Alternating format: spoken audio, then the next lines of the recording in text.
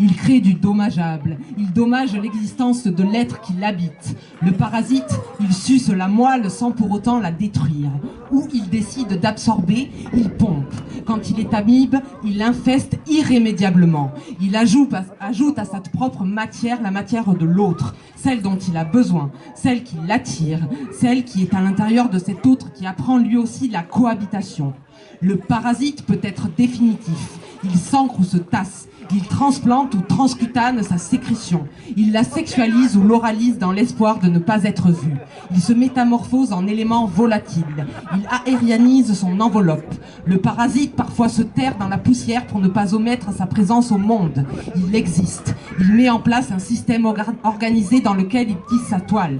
Il s'oriente vers celui ou celle qui pourrait lui apporter ce quelque chose dont il manque. C'est de ce manque qu'il se nourrit à l'intérieur de cet autre pluriel. Il devient altérité. Il fissure le vivant, il écorche, il crée la gêne. Le parasite floute la compréhension. Il incompréhensionne son siamois qui tente d'en apprivoiser les codes. Il devient le malentendu, une chose sur une chose. Il change le corps, métamorphose les cellules. Il s'acclimate, se meut des avancements, stoppe l'individualité, met en place un être hybride, se multiplie, subit une série de migrations.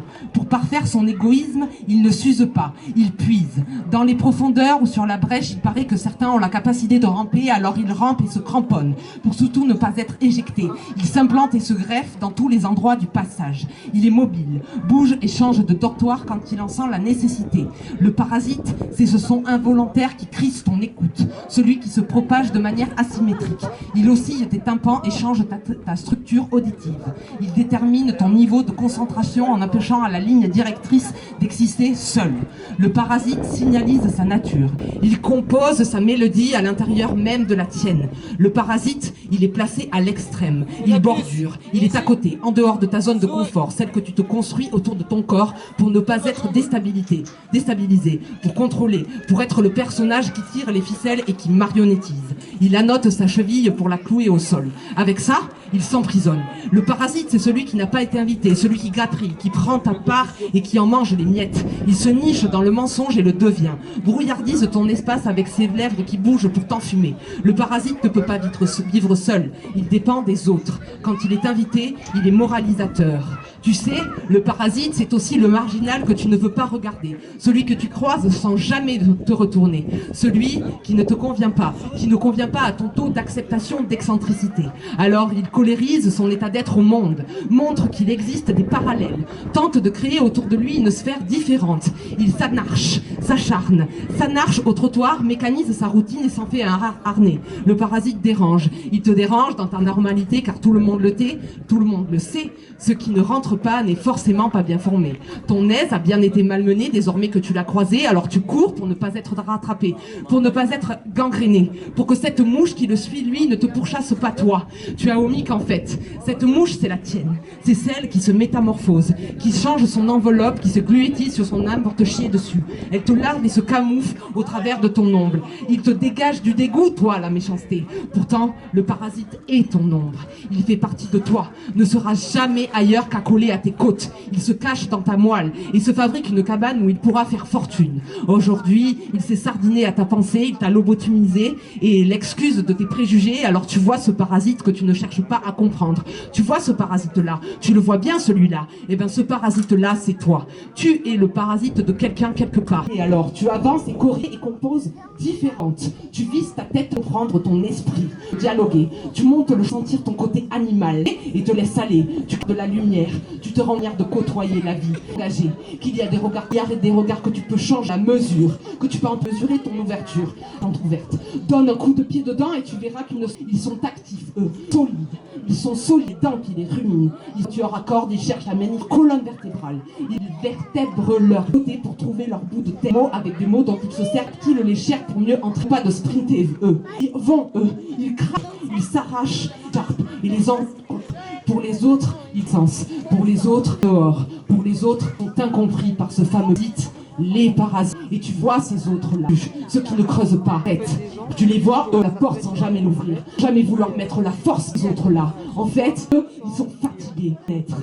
Je parle de ceux de la vie, de leur stabilité. Ils virtualisent la vérité, garder de leur propre destinée. 2 points.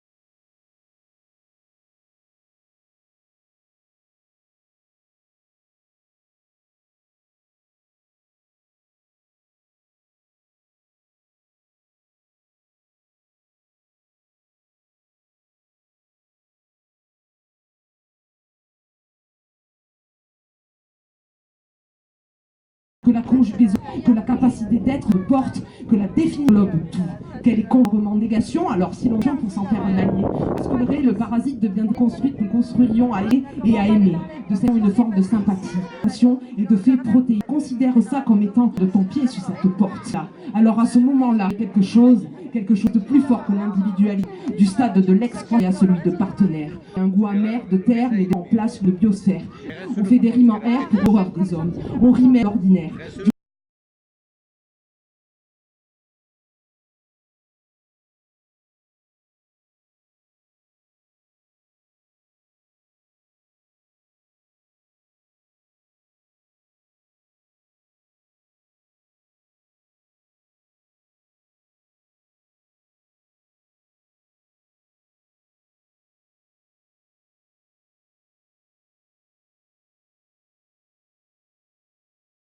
Physique. Il réapprit son milieu. Nous l'avons à l'intérieur de nous, notre propre structure. Il y a quelqu'un qui m'a dit, ou du moins je l'ai lu, ou qu'il fallait tant par le mot vie dans la tête. Il paraît que j'ai testé, et oui, ça a fait putain de temps deviendrait alors j'ai pas de vie. J'ai commencé alors de fait une vie de petit être. Il vulnérabilise frontal à la falaise, qui et affronte la vie. En face de la vie, il se fait ami, il n'idéalise pas, il la côtoie lui. Il n'a pas d'antécédent. Il est la vie. Aujourd'hui, on fête la fête de la vie. Merci ensemble encore demain fait d'être présents. Tout ce que nous formons, tentant d'en favoriser la cohésion des portillons qui nous entravent dedans. Et n'oublions pas le parasite, lui, manque que d'être vivant.